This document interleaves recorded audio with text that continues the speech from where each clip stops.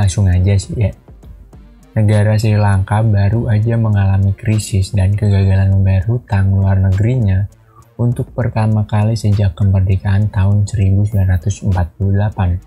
Hal ini mengakibatkan sektor ekonomi di Sri Lanka sangat berantakan, Pak. Jadi sebanyak 22 juta orang mengalami pemadaman listrik selama 13 jam, termasuk kelangkaan makanan, bahan bakar, obat-obatan, dan berhentinya layanan kesehatan di negara Sri Lanka.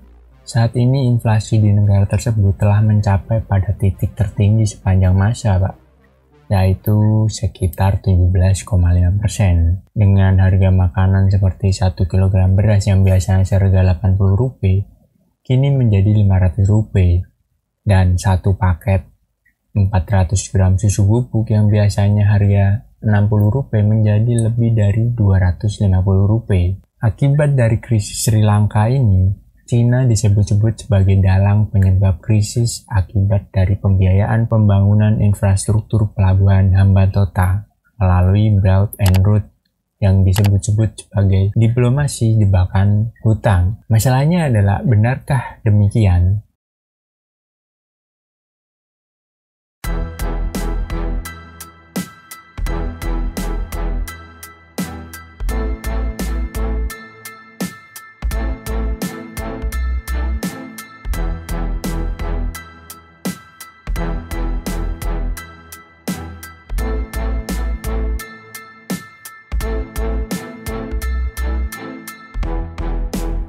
Oke, jadi mari kita flashback ke cerita pelabuhan Hambantota. Dan kenapa Hambantota? Karena sebenarnya hutang Sri Lanka gak cuma di Cina, Pak. Jadi gini, sebenarnya masalah krisis di Sri Lanka itu kompleks banget, Pak. Jujur aja gue sendiri sampai bingung mulai dari mana, tapi setelah gue telusuri dan gue baca-baca sedikit, ternyata pelabuhan Hambantota adalah masalah yang paling sering disebut-sebut oleh media asing. Gagasan utama atas pembangunan pelabuhan Hambantota sudah pernah dilayangkan selama 3 dekade. Tapi proposal itu seringkali diabaikan, sampai akhirnya seseorang bernama Arya Wikramanayake telah menjelaskan dan mempresentasikan sebuah potensi dari pelabuhan Hambantota. Akhirnya bisa mendapatkan lampu hijau dari seorang menteri. Seorang menteri yang sangat percaya diri dan ambisius atas potensi dan keuntungan di masa depan. Dialah Mahendra Rajapaksa.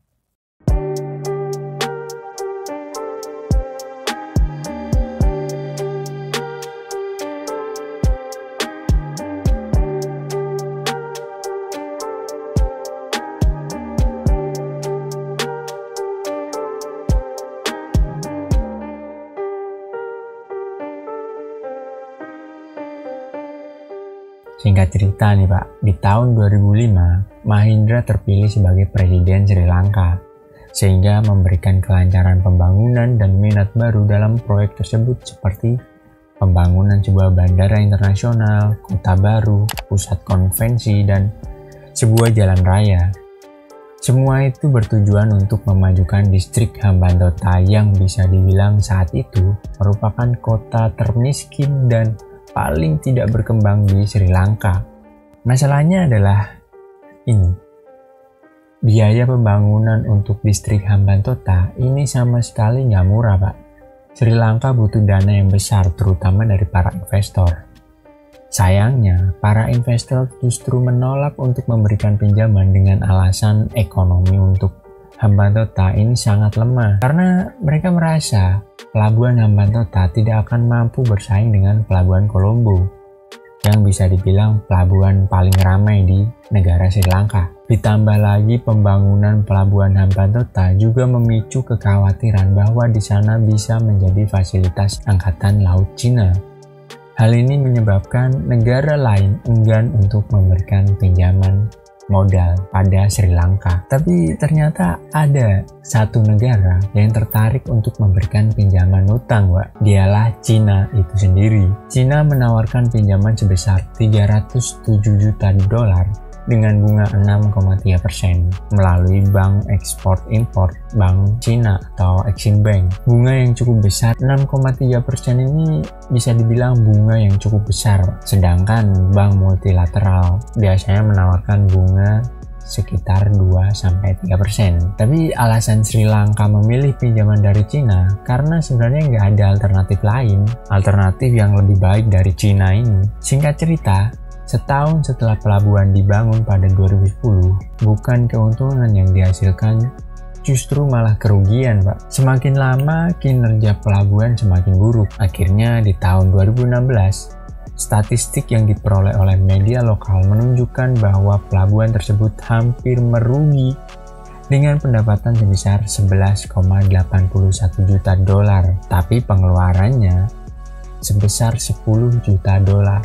Di mana setiap investasi Cina itu terus meningkat, mengakibatkan hutang Sri Lanka kepada Cina semakin membengkak, semakin besar. Akibatnya di tahun 2017, pemerintah Sri Lanka tidak punya banyak pilihan selain menyerahkan 80% kepemilikan pelabuhan kepada Cina dengan sewa 99 tahun bersama dengan 1.235 hektar tanah. Masalah inilah yang kemudian disebut-sebut sebagai skema jebakan hutang. Menurut Jonathan Hillman, seorang rekan senior di Central of Strategic International Study atau CSIS, dalam artikelnya menulis jika pinjaman dari Cina ibarat sebuah rokok, maka pelabuhan Hambantota akan menjadi kanker paru-paru di Sri Lanka. Tapi sebenarnya banyak juga media yang membenarkan. Tapi nggak sedikit juga yang menganggap ini hanya mitos atau sebuah propaganda. Saat pelabuhan masih di bawah kendali Sri Lanka, kondisi di Hambantota benar-benar sangat sepi, Pak, akibat dari kurangnya investor operasional dan pengetahuan tata cara pengelolaan pelabuhan Hambantota nyaris diabaikan oleh pemerintah Sri Lanka. Tapi setelah diakuisisi kepada Cina, apa yang terjadi, Pak? Perlahan Hambantota mulai hidup.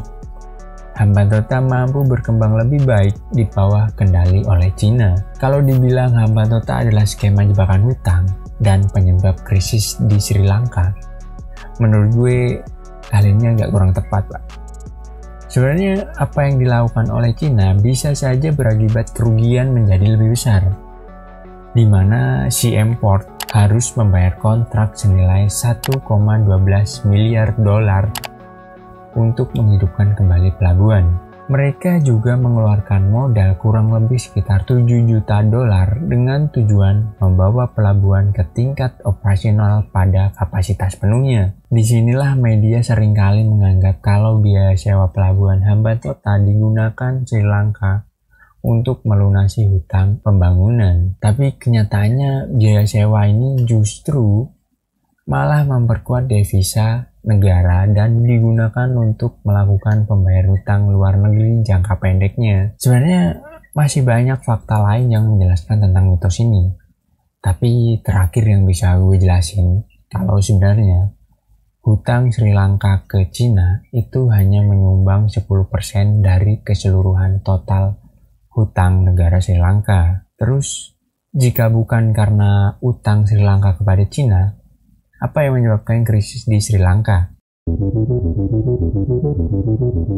Sumber ekonomi di Sri Lanka ini berasal dari perkebunan seperti teh, karet, dan rempah-rempah. Kemudian mereka mengekspor hasil perkebunan, di mana hasil keuntungannya digunakan kembali untuk impor bahan pangan yang lebih penting. Akibat ketergantungan dari ekspor perkebunan dan garmen selama bertahun-tahun, ekonomi Sri Lanka sendiri seringkali mengalami guncangan saat produk ekspor mereka terus mengalami penurunan. Kondisi ini makin diperparah akibat dari kesalahan pengelolaan negara di bawah kepemimpinan Presiden Gotabaya Rajapaksa. Sri Lanka mengalami defisit yang berakibat pengeluaran nasional suatu negara lebih banyak dari pemasukan nasional. Kemudian kebijakan keringanan pajak dari pemerintah yang sebenarnya dimaksudkan untuk meningkatkan konsumsi masyarakat justru malah menjadi bumerang bagi Sri Lanka karena pemasukan nasional semakin sedikit, Pak. Selain memberikan kebijakan keringanan pajak, pemerintah Sri Lanka juga ingin membuat pertanian Sri Lanka 100% organik dengan cara melakukan larangan terhadap penggunaan pupuk berbahan kimia. Hal ini bertujuan untuk menghasilkan konsumsi pangan dan hasil perkebunan yang lebih sehat. Tapi akibatnya, hasil perkebunan menjadi kurang, Pak, karena kurangnya pasokan pupuk organik yang tersedia. Dan penyebab yang terakhir adalah masalah perang saudara akibat perbedaan keyakinan dan terorisme. Ini semakin memperburuk di sektor pariwisata, ditambah lagi kondisi ini makin diperparah dengan datangnya pandemi COVID-19. Dan apa yang dilakukan Sri Lanka selanjutnya untuk memperbaiki ekonomi negaranya sendiri. Jadi langkah selanjutnya yang akan diambil Sri Lanka adalah meminjam pinjaman dana lagi kepada IMF. Gue masih kurang tahu tuh apakah pinjaman ini akan bisa sukses membawa Sri Lanka ke ekonomi yang normal atau justru malah menambah beban atau terjun ke dalam jurang yang semakin dalam. Jadi itu aja konten gue kali ini, semoga ini bisa menambah wawasan dan pengetahuan kalian. Jika kalian ingin tahu lebih banyak tentang krisis di Sri Lanka, silakan kalian riset lagi, Pak. Kalian baca-baca lagi karena apa yang gue jelasin di sini belum tentu 100% benar. Apalagi bisa kalian mengerti gitu kan. Jadi sampai jumpa di konten selanjutnya. Jangan lupa klik like, comment, dan subscribe. Thank you. I've been dreaming on in my head like I've seen it. A life worth living is a life with meaning. I'll do what I love till my heart stops beating. I'm feeding this demon. Got a taste, can't erase bitterness in my face. Work a job every day till your dreams fade away like a card never changes.